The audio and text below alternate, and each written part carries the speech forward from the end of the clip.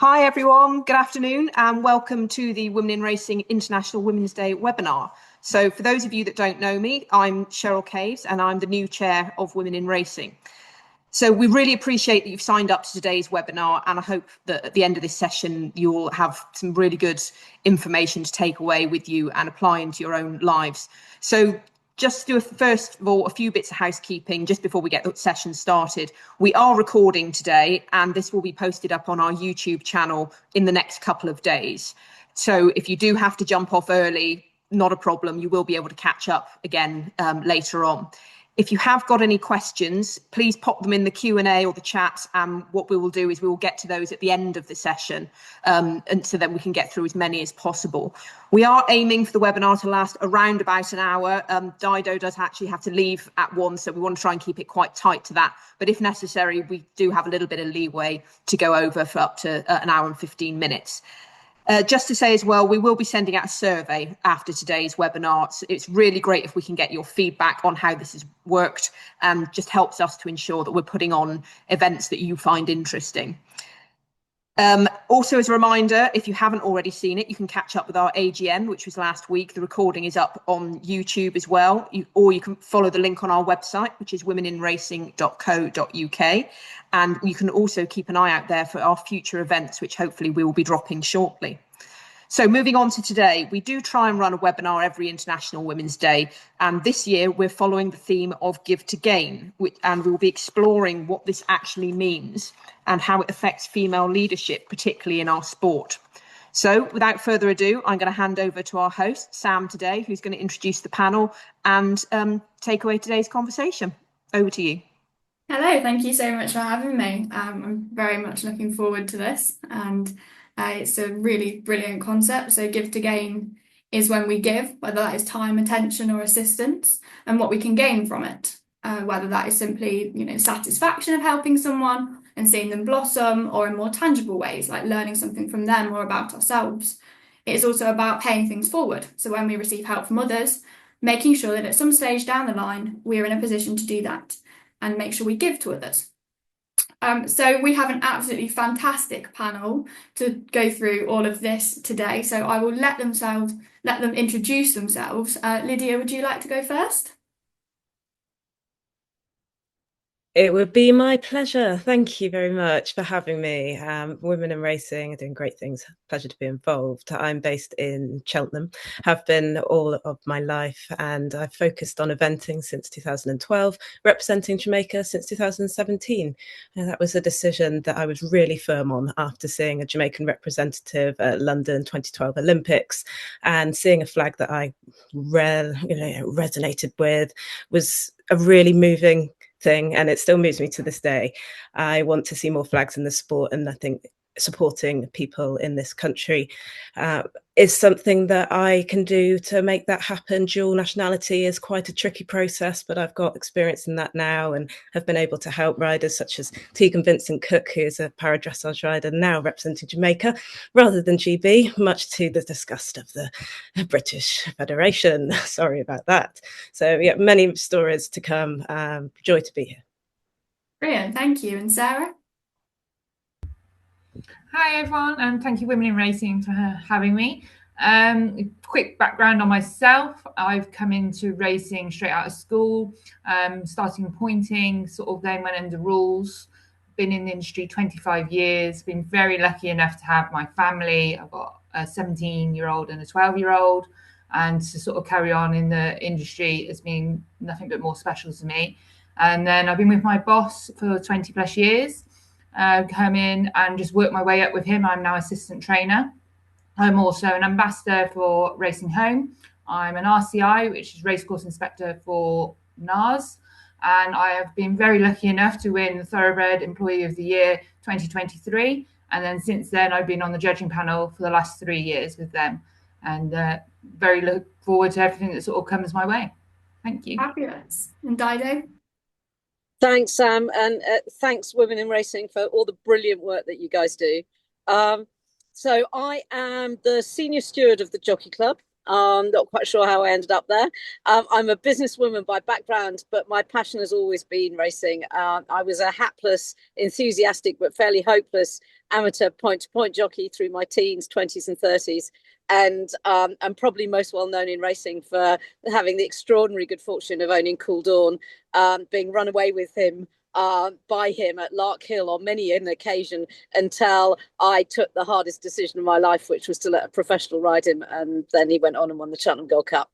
So, and every year, and it's now nearly 30 years since he won it. I have to watch the video in the weekend before Cheltenham, so I will be watching it with my family tomorrow to remind ourselves that it actually happened. Oh, fabulous. So I think we've got, actually, as I said, fabulous panel, all coming from such different places within the industry. So hopefully we should have a very, very good conversation. So the first part of what we're going to talk about is what I gave. So early contributions, stretch moments, risk taking, that sort of thing, to show that leadership is often built through giving before recognition.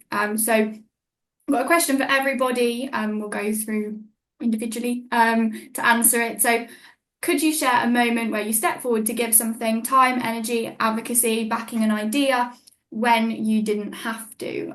So Dido, would you like to go first on this one?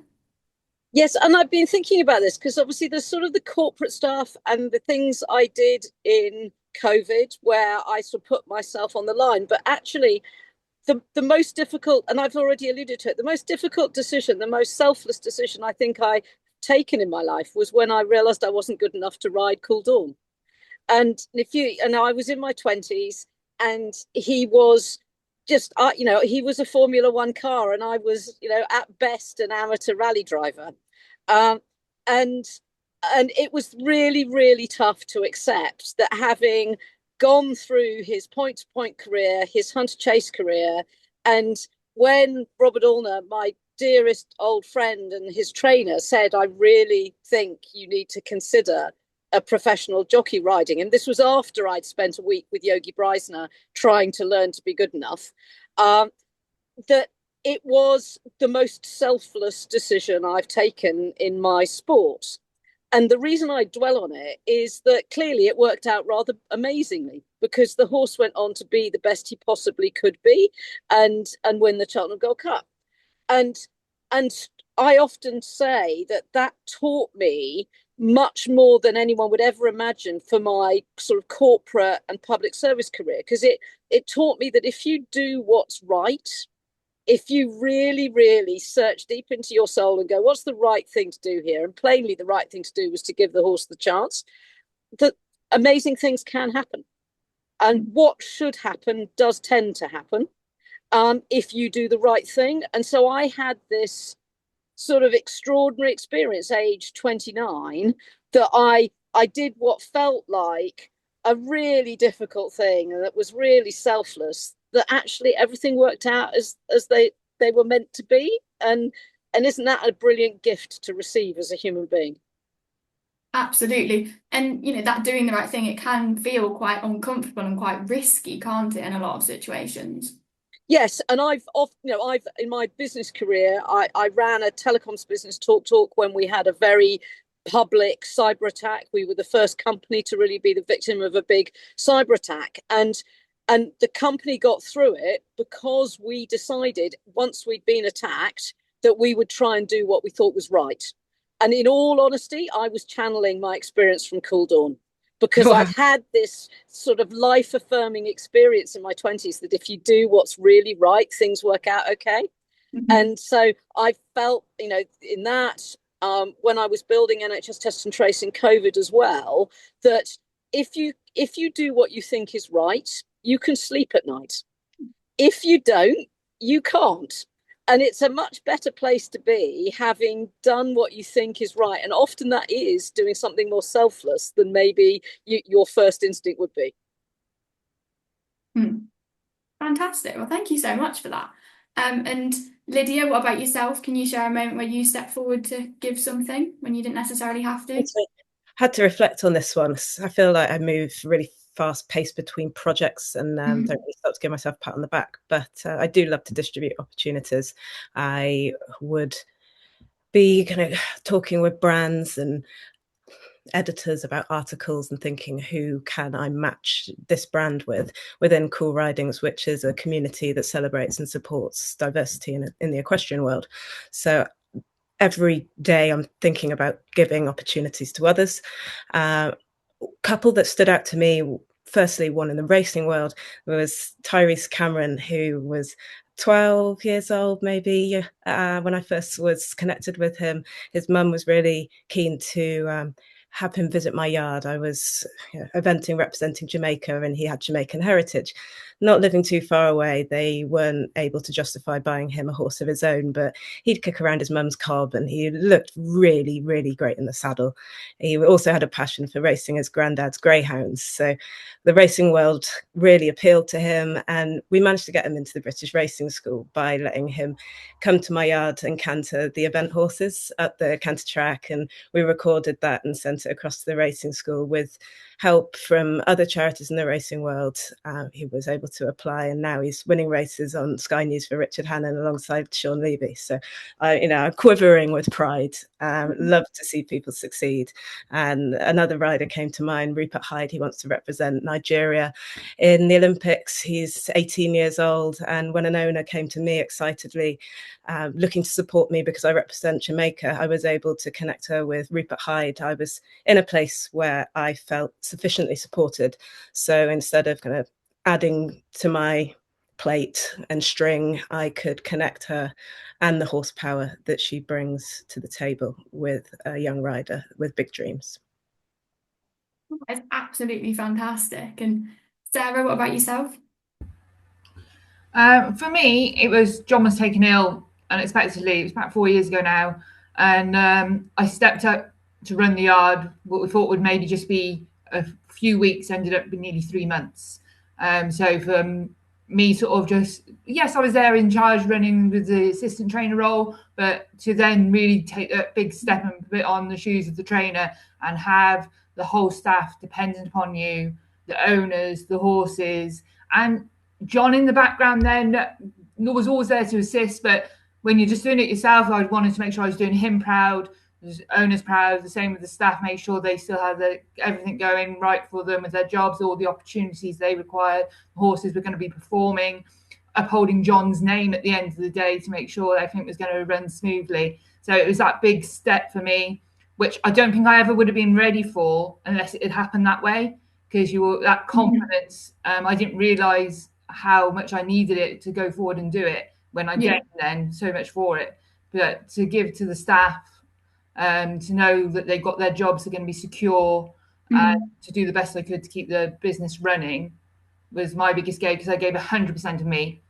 The family sacrificed, but I definitely gave myself 100% into the role just to give that security for the staff and for the owners.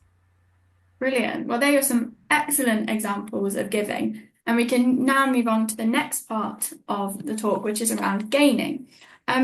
So would you say, Sarah, with that, you actually gained in ways you didn't expect through taking on that role? Yeah, I gained confidence, which anyone who knows me, I'm quite a outgoing, chatty person, confidence, but it pushed me out of my comfort zone and gave me that confidence I didn't know, strength and personal growth, because it sort of made me look at different scenarios in outside box. I went on a few online courses and gained some different experiences, which I wouldn't have done before, which was nice. And then sort of to then relay back to the staff that the support I got off them really boosted me, because they did all sort of come around me and go, no, we can do this together. So I gained and they gained, because it's also, they said for themselves, they gained in confidence and strength for them. So it was like a whole round team. It wasn't just for myself, which was really nice. Fabulous. And I think this is a good opportunity for us to talk about your award. Very well done on that. That came from stepping up. I gained that because John, we did joke about it after being with him for nearly 20 years. I said, oh, why now? I was like, what have I done wrong the past 20 years? And he's like, no, he says, I need some way of thanking you for what you did, because running the yard, the owners, the staff. But I was going to the hospital every day. His family are in Ireland, so I was there supporting him in the hospital. And even when there was hardly any conversation because he was in ICU, I was still talking about the horses, what they'd done on the gallops that day, and it got easier the better he got, because we could do FaceTimes if I had jockeys in schooling. I'd get him on a FaceTime and he sat at home and he could watch it, so he could have that interaction, which helped him sort of recover with mentally as well, because it was it's such a big thing to be taken out. But yeah, no, going back to the awards, yeah, I'm privileged and honoured that he put me forward for the leadership. I was up against some fantastic ladies, and everyone was winners in my eyes. But to have won that night and then come away with the overall Employee of the Year was great. And I got to take the staff with me because we're a small little yard. I took the whole team. So I said, this is a celebration for all of us. It's not just for me. Oh, fabulous. And Dido, for you, were there any games that only became clear kind of later in your career? Yes, I think that the pattern recognition of knowing that if you're faced with a really difficult choice and you really search your soul and you do what you think is right, even if it might not be to your personal advantage, that actually more often than not things work out well when you do that. That's been a hugely important thing for me in my life. I've chosen to do some really difficult jobs, and in the midst of COVID, when everyone in the country was struggling, and I was sort of on the TV every other day, everything that the team I was working with did was being scrutinized.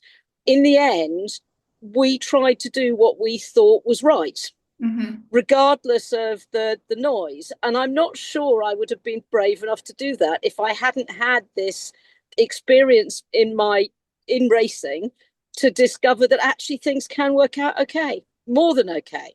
And I think that maybe it is only with time that you acquire that confidence in yourself. But I think that because I crossed that bridge when and many of my point-to-point friends at the time who had horses that at the time we thought were just as good as Cool Dawn said, they said, well, I'd have stayed on. I said, well, I know in my heart of hearts that if I'd stayed on, he wouldn't have won the Cheltenham Gold Cup.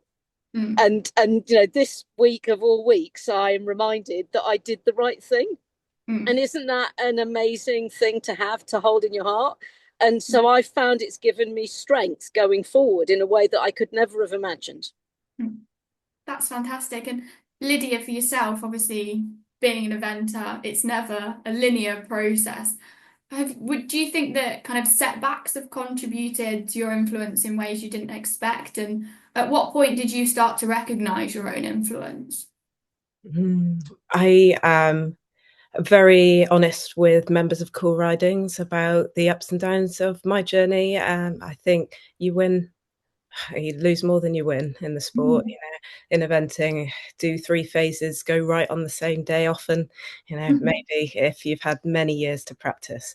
And young people now are in a rush to be on the under 18 teams and rise up the ranks, get to 4-star because people on Instagram are doing it at their age. But those people on Instagram have got parents that have been in the Olympics and you don't. We're first generation equestrians. Our journey is a little bit different and you've got to accept that. It takes time, but once you do, it's a weight lifted. So encouraging the community to be okay with their journey being slightly different to where they'd like to be at the speed they'd like to be going at. I think that's something that I can remind them of. Yeah, I've also had setbacks when it comes to owners. It is difficult working with owners, I've learned, and that lesson is one I can take forward, and my journey will help others be smoother, hopefully. I've had some great support from Howden, who stood with me for the past couple of seasons supporting my career, but it's a learning journey. I've learned lots. Brilliant. I think there's some brilliant messages for the Cool Ridings participants, and I think everyone who's actually listening today. And then I think it's important to draw attention to kind of a lot of the time leadership skills are built through experience, rather than formal training. And I think it'd be good to hear from all of you, if you wouldn't mind, kind of the way that's looked for you. So Dido, would you be able to go first on that, please?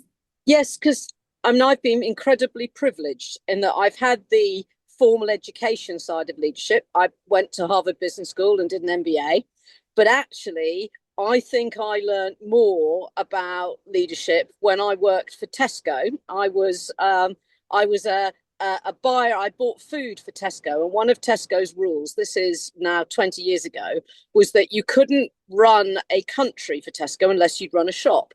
And I was buying a lot of the food. I was buying £8 billion worth of food, doing a big commercial director job. And I spent a year in Tesco Extra in Yeovil in Somerset, doing every job in the shop for 6 months. And then I was the store manager for 6 months. And I learned more about leadership in that year in Tesco than I did at Harvard Business School. Absolutely, for sure. Because leadership is about people. And in the end, you can have all of the, academic qualifications. If you can't understand what the hopes and dreams and fears and loves of the people who work for you, you can't possibly lead them. Mm-hmm. And so, I learned much, much more working the night shift at Tesco, helping my night manager who was being beaten up by her boyfriend navigate her life than I ever learned from my academic leadership journey, for certain. Wow. And Sarah, is that something you found as well? Yeah, definitely. I mean, our industry has the highest highs and the lowest of lows. You can literally be on the race course, had the best day ever, trained a double, your next horse goes out and it could be a fatality. And coming back onto the yard in that leadership role and raising the rest of the staff. And I'm always being told, I always find the positives. I'm someone who looks for that positive every day and tries to spin even in a bad situation. But it's having those conversations in a very relaxed, very sort of natural environment for the staff that is when you can actually sort of build those bonds and help them. So ours are done simply mucking out in the morning. It's one of those god-awful jobs you've got to get on and do. But the conversations that we have through the stables, just chatting away, same when we were riding out, it's more natural, it flows. You can have an honest chat rather than sat at a table and you're like, come on, let's go in the office, have a quick chat. You're not going to open up. You're not going to have those same sort of chats. So for me, it's always having those sort of spending 5 minutes in the morning. You say morning to everybody. You can pick up little things like with someone's sort of character, how they are that day. Think, I'll have an extra 10 minutes with them in a minute and just chat in and check everything's okay. But it's finding out about them personally and just having that connection really for me. Brilliant. And Lydia, I imagine you found quite a similar thing with that, with your yard. I wish I had a cool ridings base. One day we will. Unfortunately, members are scattered, so we keep in touch in group chats daily, kind of celebrating each other's achievements. We have to collaborate with competition venues to create events and venues in general for training. So when I meet up with people, it's always special. There's something about when we get together, that kind of feeling of riding with other Black people just isn't something I grew up with, and it's just still so special to this day. When I went to Ebony Horse Club, I was able to kind of be myself, and on yards in the Cotswolds, I haven't been able to historically, kind of had to be palatable and create a persona that people could be more accepting of. But Ebony Horse Club in Brixton have a kind of community feel that I've tried to emulate in Cool Ridings. We bring our true selves and it's special. Brilliant. And I think that's a good opportunity to kind of bring over to the third segment, which is what I give now. So to kind of talking about this leadership as like an ongoing practice, something that's kind of happening over time. So I think because it's the International Women's Day, we should perhaps start this section with a question related to that. It's perhaps a little bit of a difficult question, but one that's definitely worthwhile to address, I think, and it'd be good to hear from each of you on it. Where do you think women still hesitate unnecessarily in this kind of rounds of leadership and taking on responsibilities and things? Sarah, would you like to go first on this one? For me personally, I sort of hesitate. I'm always trying to please everybody. It's something that is one of my faults that you can't. For me, I can't keep everybody happy. And the only person who's not gaining is myself. So for me, my hesitation is to make everybody happy, try and get everybody success, find them that career path, find them in their journey and spend that extra time with them. But sometimes you just got to take that step back for me and just realize, you can't. You've just got to realize where you can help and where you can't help. But my trait is trying to help everybody. Okay. And Lydia, how do you feel about this?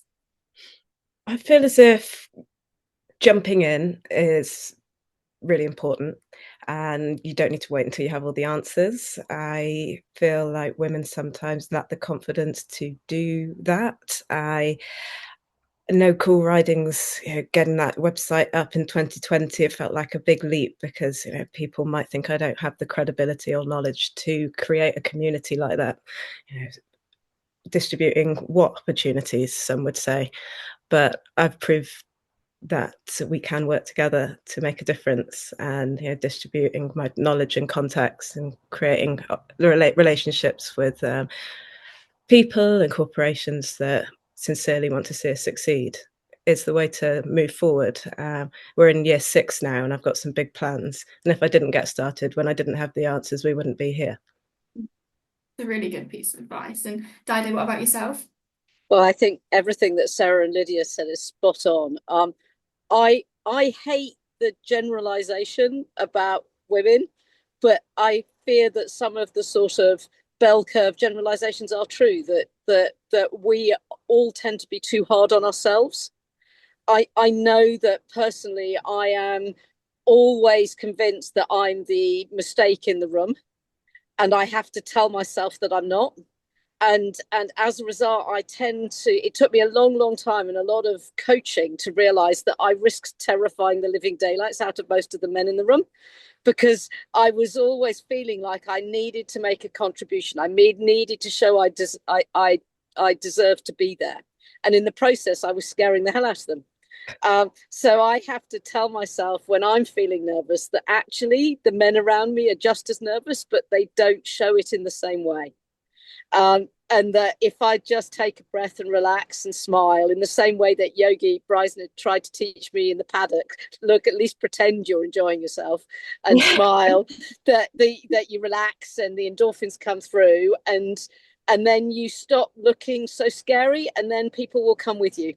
And at the root of that is my insecurity that I don't really deserve to be there, and I think that's a very, very common female trait. And I spend a lot of time saying to the brilliant women that I work with and I coach and mentor that you are all so much better than you think you are, and that I think something that somehow women in all walks of life, we all have to keep working on. Somehow we're our harshest critics, and we need to be kinder to ourselves. And I think I heard you correctly. Like you mentioned having coaching yourself.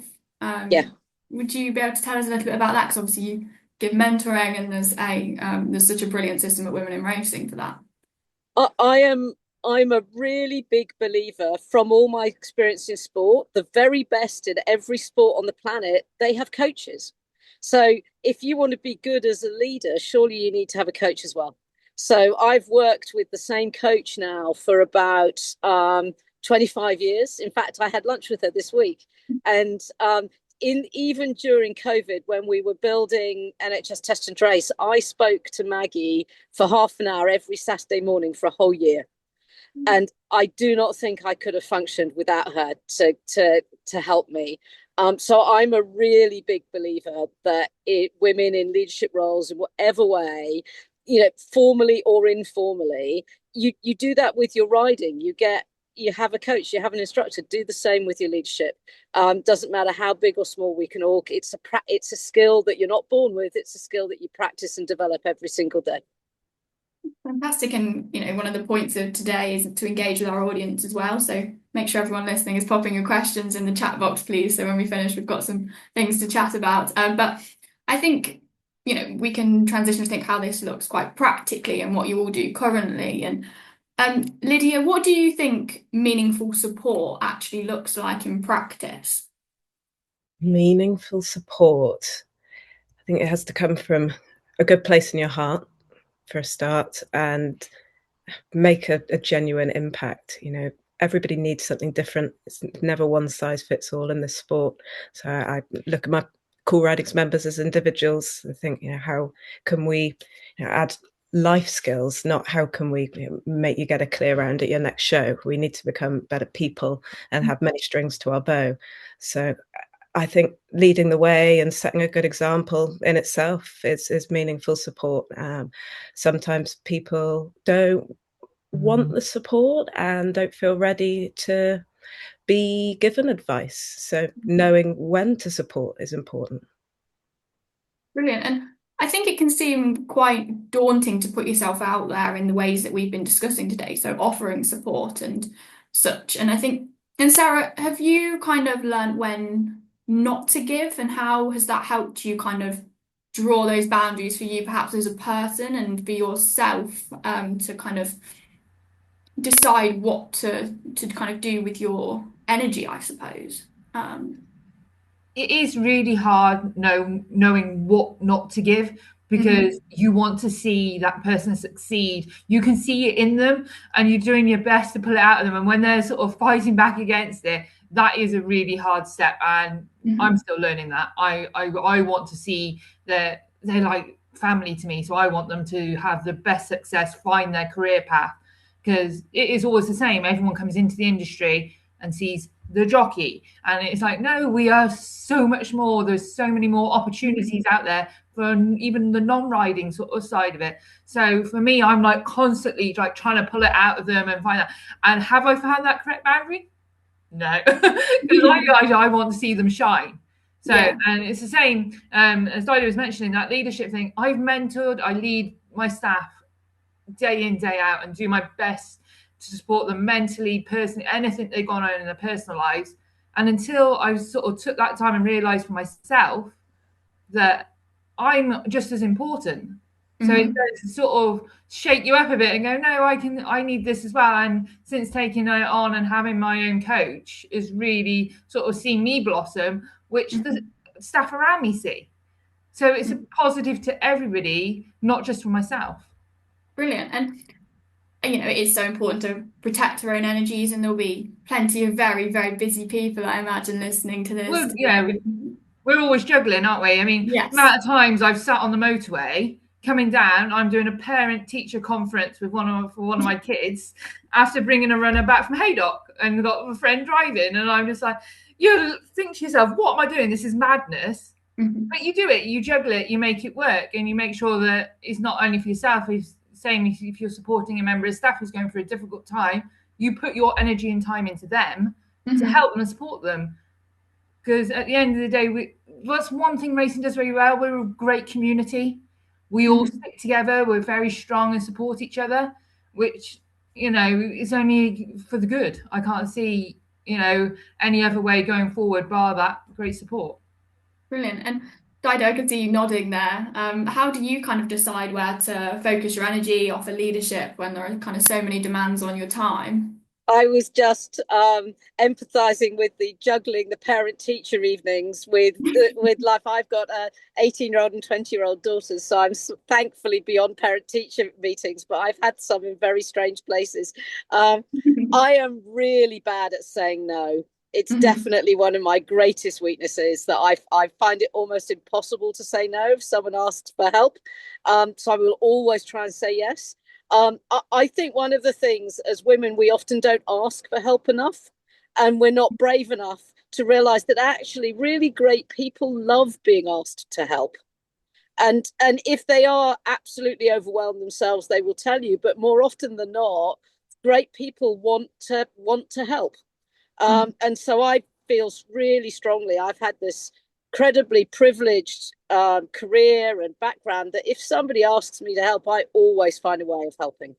And whether it's, as Sarah says, whether it's, it's a coffee, it's chatting while you're hacking out, it's, you know, an email, whatever it is, trying to be there for people. I personally get more joy from that than almost anything else I do. And I think the way that you juggle impossibly busy lives is you do the stuff that gives you joy, and you constantly make sure that you're topping up your own sort of resilience tank. And you do that by doing the things you love, even if it's in small increments. When I've been under enormous pressure, you know, I'm sure it comes as no surprise. For me, it is riding a large horse at a large obstacle at speed will always put my brain back in gear.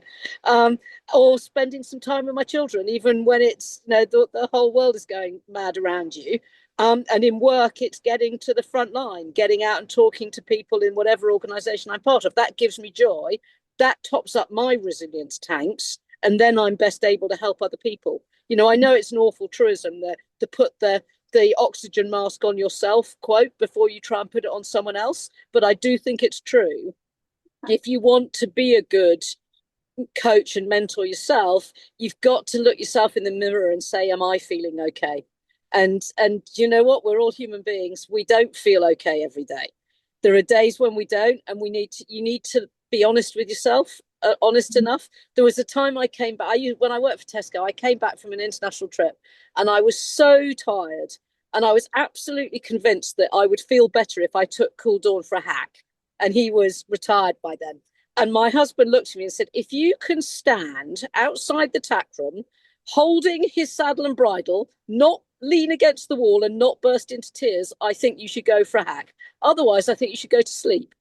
And I picked up the saddle and bridle, stopped leaning against the wall, burst into tears, and went to bed. And I needed that other person to say, you're not all right. You need a rest. And sometimes, however brilliant we all think we are, you need to look after yourself too. Yeah, I think you've really got to listen to the people around you on that sort of thing, especially when you're taking on so much. Is that something you found as well, Lydia? Yeah, I think my trusted circle is very small, but I do try to listen, whether I'm honest about how I feel to them and honest to myself is another thing. I think I just put my head in the sand and storm on regardless of the situation. Yeah, kind of doing that at the moment. But At least you're honest. yeah, The main thing, isn't it? You know, it's on the road still. Yeah. Because I'm I get the impression you've got I'm, some. Sorry, go on. I'm between jobs. I've left the corporate world. 10 years in insurance was enough for me. So focusing on cool ridings, and cool ridings is self-funded. So I need to make some serious decisions. The cost of living is quite high. Yeah. Yeah. And so perhaps this is maybe a bit more of a question for Sarah and Dido then, as we're both kind of a bit earlier in our I suppose careers and things, but what is something you wish someone had told you earlier that you kind of take with you and you kind of base your work and the way you kind of conduct yourself on? Dido, if you want to go first on that one. I think Lydia alluded to this. I wish someone had said to me in my 20s, you will be at your best when you're being true to yourself. That we all do our best work when we are being who we really are, rather than trying to pretend to be something we're not. And, you know, I spent a lot of time in my 20s and 30s in boardrooms where I was the only woman, pretending to be a man. And once I stopped pretending to be someone I wasn't, I was so much happier and so much more effective. And it's really hard to hear that. And I'm not sure that the 24-year-old Dido would have really understood that and had the confidence to follow that. But the sooner you can get to just knowing who you are yourself and being that person, you will achieve the best that you possibly can. We're all hopeless when we're trying to squash ourselves into a different shape and be someone that we're not. And Sarah? For me, yeah, definitely. And I would tell myself, take the support and advice from whatever angle it comes from, because you come from the strangest places sometimes when you least expect it. and you're like, oh no, that doesn't apply to me, you know, I'm not there. But you've got to take this, even if it's just to put it away in that memory and sort of store it for another time. Just remember, like, to take those little snippets from somewhere where they come from, because we've all stood there and thought, I'm not good enough for this, I haven't got the confidence to do that. And especially when we were younger, sort of in the industry, thinking, no, that's not for me, that's not my place, I'm just a stable groom, I'm never going to be able to get there. But no, you have the confidence in yourself and know to give your time to you as well, not to everybody, and sort of allow yourself to have that breather and sort of take a step back and a bit of a rest. You don't have to be constantly on it 100% every second of the day. Just take, because once you're burned out, you're not going to be able to help and assist anybody else. Great. Well, thank you so much. And to kind of bring this all to a close before we have some questions, I'm going to ask each of you, if someone watching today wanted to apply Give to Gain in the next 3 months, what is one thing they could consciously give, and what might they realistically gain from it?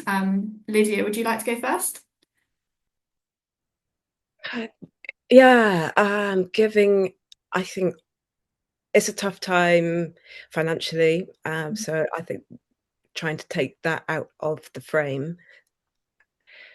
When people are trying to push projects, I think interacting with those projects online and sharing and celebrating people's work online is something everyone can do for free. Not seeing enough of that. I think that social media is there, so we can celebrate each other and help our friends grow. So I think we need to keep that in mind, and not just celebrate the celebrities, but the trailblazers too. Excellent. Sarah? For me, being honest, whether it's honest with people around you, honest with yourself, just make sure there's that, because there's nothing better than when we're empowering, giving our time and energy into other women. It's only going to support us as well as everybody else. So for me personally, if take that time, be honest with people around you and be honest with yourself. Excellent, thank you. And Dido? Probably following on in the theme, catch people doing something right. When you see someone doing something really well, tell them that, no matter how much more senior or in authority or older or male they look like. You'd be amazed how much joy you give someone by saying, I thought you did that brilliantly.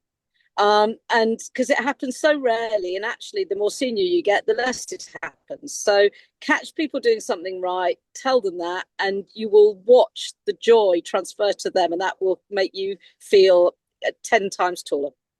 Amazing. Well, thank you so much to all three of you. That's some brilliant, very easy ways to kind of take what we've been discussing today forwards, and hopefully it's been of great use. I notice we have 3 questions. Do pop any questions you have in the chat box, please. That would be fab. Just it's a place where I can see it and still see everybody. So Jane Greenman asks, I'd be interested to know how you think some of the male leaders in the industry could be better advocates for female leadership, existing or those developing towards. That is a brilliant question. Would anyone like to answer that?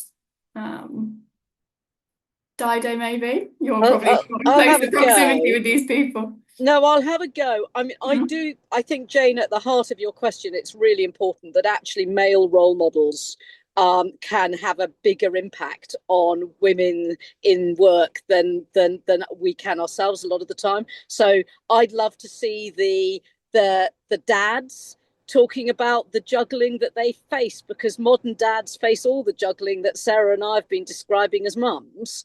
And the men I've worked with, when they've shown that of themselves, it's been so empowering for other parents in the room. So I think that small thing of just being willing to share the stresses and strains of life as a parent, male or female, can make a very, very big difference in the workplace. Brilliant. As I said, Dido said, it's about them being honest and opening, because where we sort of talk a bit more freely women to women about it and our sort of things we got going on at home and stuff, it'd be nice to see that related down to us. Brilliant. Okay, and so we've got one from an anonymous, if I get my words together, attendee. As someone in their final year of uni with a big interest in racing, however no longer a rider, how would you navigate finding a path that's right for myself when you are not sure which area you belong within? Well, my first point of advice would be get into contact with Careers in Racing, but I feel like this is very much a Sarah question. Definitely, Careers in Racing, their website's fantastic, and there's ways you can put information in, and they'll even suggest jobs that would be sort of suitable to you. But reach out to local yard that you've got in your area. They'll be more than happy to show you around, sort of take you in and sort of explain a bit more about the sort of jobs we have in the industry, which is great. Also, sort of at Your Horse Live or different events going around where Careers in Racing team are. There's also a lot of people you can go and talk to there. At the race courses, I'm sure if you stopped a member of staff, whether it's stable staff or someone who's actually just working on the race course, because that might be something else you'd be interested in, they'd be more than happy to talk to you and tell you about their roles and what they do. But the main thing is reaching out and finding as many sort of contacts and people you can talk to in the industry and find out sort of what pathway sparks that interest in you. You've got to have that spark and that interest in it for something that you're going to love to get up and do every morning. Absolutely. And if it's the media side of things, I have a website for young people. Get in touch. Women Racing website, there'll be plenty on there to sort of read and find out about what we all get up to. Absolutely. And Lydia, how do you help people who are looking to kind of find that pathway for themselves? Have you got some advice on this front? Yeah, I listen to their passions and their goals, and if they don't have any yet, that's fine too. I think a lot of the time we're keen to hear what a favorite discipline a young person has, and if they haven't got one yet, I see that as a real strength. You're exploring all areas, and you've got strong foundations in all places, hopefully to progress with whatever you decide to do. I think that that kind of covers it for Cool Ridings. I mean, we are here and people reach out directly. I'm not someone that goes out looking for black riders and twist their arm into joining. I need to see that passion for community and the passion for progress and putting the horse first. It's a community that I hold dear, and we need to make sure that we connect with people that haven't had the chance to ride before. This year I'll be launching Ride in a London city riding school, and that stands for Respect, Inclusion, Diversity, Equality. Our guests will get the chance to ride through woods and go to all of the events quite close to their home, rather than bringing people out into the countryside. So looking forward to launching that, connecting with more people and creating more excitement for equestrian sport, which ultimately will benefit everyone. That sounds absolutely brilliant. We've got Thank you. some more. So Dawn asks, would the panel agree that more can be done to introduce mentoring in racing education to help youngsters whilst giving them tools in the box for life? Sarah, what do you think of that? It's already getting there. The mentoring thing has grown so much since Women in Racing have taken it on. And because it was something I never even thought of for myself, especially when I was in my 20s. It wasn't a sort of talked about subject that there'd be someone to mentor me to help me progress in my leadership. But now it's there. It's the forefront of all the conversations that are being had now, because you're also wanting to do it for your staff, to guide them and giving them sort of the guidance that you can from yourself. So you need to sort of be looking for yourself to be able to offer back to the staff. So I see it growing, and I think it's just that snowball effect, isn't it? It's going to get bigger and more the more we talk about it, and the more we see it in sort of in front of us. Great. And Dido, do you have any thoughts on that? Yeah, I completely agree with what Sarah said. I think that one of the challenges for the industry is that we are incredibly fragmented, and there are very many small businesses that make up the totality of the racing industry. And so, is every employer where you would want them to be in terms of coaching, mentoring and support? Absolutely not. And we should be frustrated about that, and we should be continuing to push and push. But is it massively better than it was 20 years ago? Oh my goodness, yes. So I think Sarah's right. We have to keep this topic alive, and we have to sort of hold the mirror up to people. We have to celebrate the individuals and the employers that get this really right, and we have to demand more from those that don't. It's a journey, and it's one that requires constant effort. And I was thinking about the earlier question, because I'm totally ill qualified to comment about starting your career in racing, but with just one add-on thought, which is, in my experience, persistence wins over ability in every walk of life. There are many more people with nearly as good a jockey as AP McCoy, but no one as persistent. And I think that's true in every walk of life. And so if you're starting out and wanting to work out where in racing you want to work, it's your life, it's no one else's life. So put in the effort, meet all these different people, learn about it. You'll find everyone does actually want to help, but it's your life and only your life, so you keep going. Brilliant, thank you. And Lydia, as somebody who's kind of not necessarily right in racing like we are, how have you found that kind of education provision, how willing racing has been to have people? I love what Racing to School are doing to broaden the audience of the sport and help young people bring the classroom to the race course. I'm going to see it in person in April. Luckily, I've been invited to one of their Cheltenham days, so it'll be a better place to comment after that. Awesome, brilliant. And then I think this, looking at the time, would be a really good question to kind of bring it all to a close. Let me wait. I've had one more. Let me have a look.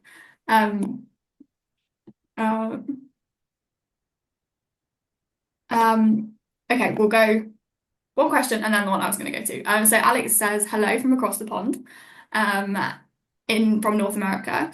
And a lot of equestrian facilities, including racetracks, have been disappearing over the last decade due to urban development. How can we face this challenge in the coming years from kind of, I suppose, a perception of leadership? Dido, how have you found that? I think there are two things that we have to do as a sport. At its most fundamental, we need to bring more people into the sport to watch racing, to attend racing, to bet on racing, to own horses. And as Lydia said, we need everyone in our society to feel at home in our sport. So you look around the crowds at an average British race day, and it doesn't yet reflect society in the UK as we see it. So we've got to reach out into urban communities, and we've got to reach out as human beings. And the second thing we've got to do is reach out with our horses. The most important thing, I think, is we mustn't let modern society lose touch with the equine. The horse is at the heart of what we do. And we know that humans and equines living and working and playing together actually enhance both species. But if you live in inner city London or Manchester or New York or Chicago, there is a real risk that you've never even seen a horse live.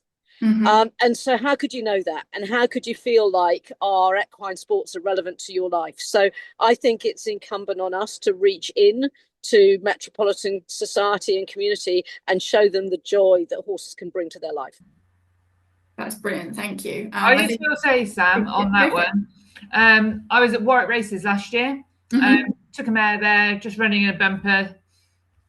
Didn't do great, but we were there, we showed her, and it was that I had an interaction that I won't forget, and I will never forget. I was walking back out at Warwick. We got a long old track back up to this stable yard. We've got to walk up alongside, and there's a public car park on the left hand side and some tennis courts, and there was two kids just stood. They must have been sort of 13, 14, just stood there watching the horses.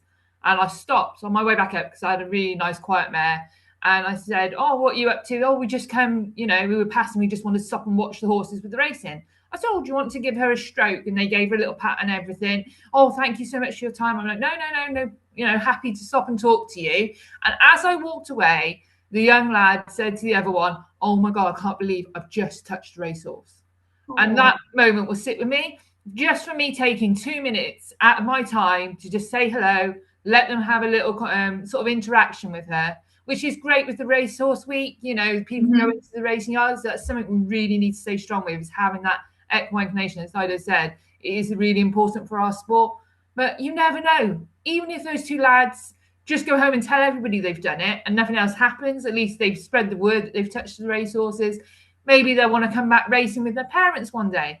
Maybe they'll look at it and want to just get a riding lesson. You just don't know where it could sort of escalate to. So it is a big thing for us, is to have that equine presence. Absolutely, and I think though it's not necessarily been the subject of our conversation today, the joy that horses can bring has just been so completely clear from everything we've been talking about. They don't necessarily have to win Cheltenham Gold Cups, but it's nice, isn't it? But even just kind of the most, like a quiet mare, it's such a special thing and something we really need to push as a sport, I think.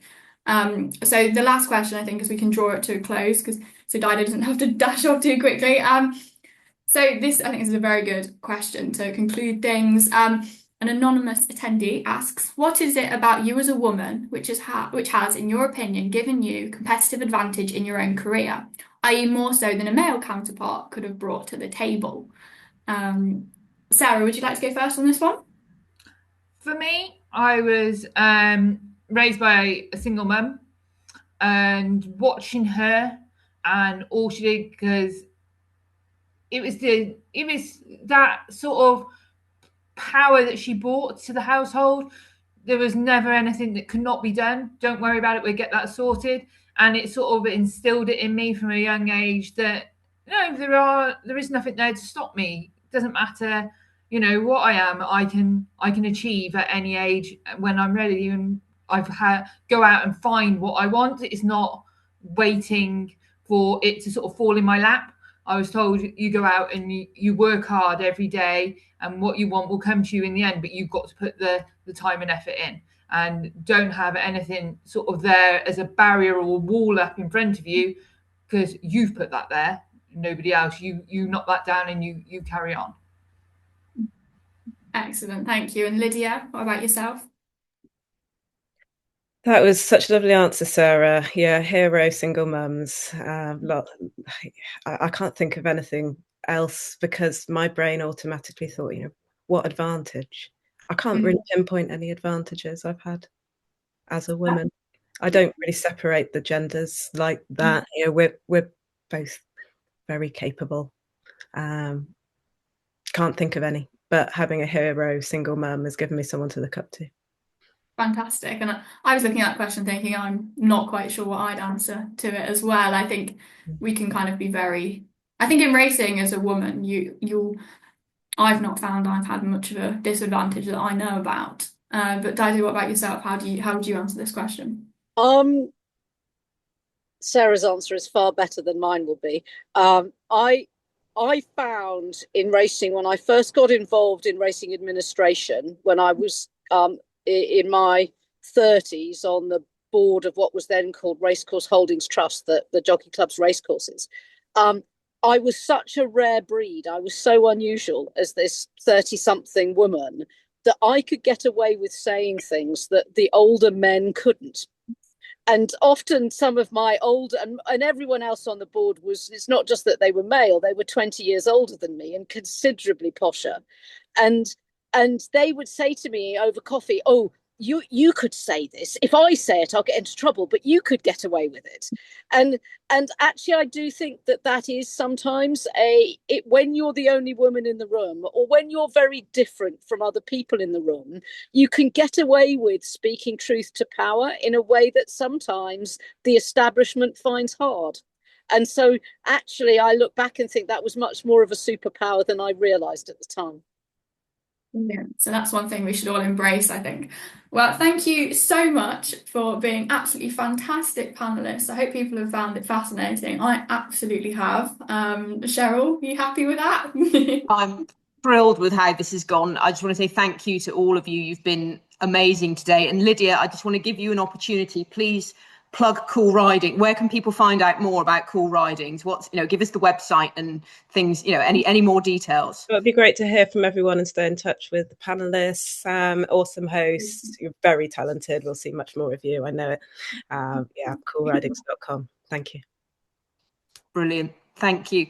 And I think we haven't got any other questions left there. So we'll bring it to a conclusion today. We're almost bang on the hour, so hopefully we haven't impacted too much on everybody's day, but Thank you to everyone for attending today. If you have found it interesting and informative and you're not already a member of Women in Racing, of course, please consider signing up. You can become a member for just £15 a year. It really is a bargain. And from that, you will get discounted rates for events. Things like this are free, but we do put on in-person events as well, which we'd love to see you at. And you also have access to our bursary programme and, as has been mentioned several times already, the mentoring programme, which you can go on the website, as I said, womeninracing.co.uk. Have a look at the mentors that we have. Both Sarah and Dido are in the mentoring programme, and alongside a whole host of amazing women. And as of January, we've actually been joined, funnily enough, coincides with Jane's question about how men can be better allies. We now have 4 male mentors. So David, Rishi, Richard and John have all joined up and are there available, excuse me, to mentor our members as well. So you can find out all the information on the website. And if you have any questions about anything Women in Racing related or further questions you'd perhaps like to put to the panel privately, you can get in touch on info@womeninracing.co.uk and we'd be more than happy to pass those on. So I will let everyone get back to their day. Thank you very much and we hope to see you all again soon. Bye bye.